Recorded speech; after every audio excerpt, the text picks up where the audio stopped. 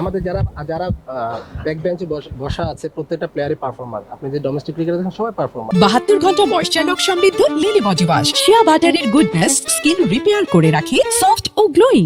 এটা তো situation on demand. রাতের খেলা দিনের খেলা এটা ডিপেন্ড করে যে কখন কি করাবে। এটা তো আসলে ডিসিশন হয় নাই। ডেফিনেটলি তানজিদ সাকিব আপনারা ওয়ার্ল্ড ক্রিকেটের পারফর্মার, সে পারফর্ম করেছে।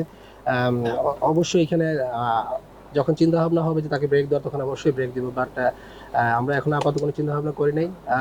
যেহেতু টিম সিলেকশনের এখানে বিষয় আছে, হেড কোচ আছেন এখানে, চিন্তা ভাবনা করবেন, আমরা সবাই পরামর্শ দেবো, দেখা যাক কি হয়। তানজিদ সাকিব নিয়ে আমরা ওয়ারিড না, বিকজ সে পারফর্ম করবে ইনশাল্লাহ, এবং আমাদের আগামী 2টা ম্যাচ ইনশাল্লাহ যদি খেলে সেই ম্যাচ জিতাবে। আমাদের যারা যারা ব্যাক বেঞ্চে বসা আছে প্রত্যেকটা প্লেয়ারই পারফর্মার। আপনি যে ডোমেস্টিক ক্রিকেটে দেখেন সবাই পারফর্মার। অবশ্যই আকবর আলী ভালো প্লেয়ার, বাট টিম কম্বিনেশনে আমাদের যে চিন্তা ভাবনা হয় ওইভাবে আমাদের টিম করা হয়। প্রথমত চিন্তা হলো আসলে আমরা প্লেয়ার চিন্তা করি না, প্রথমে আমরা টিমের চিন্তা করি।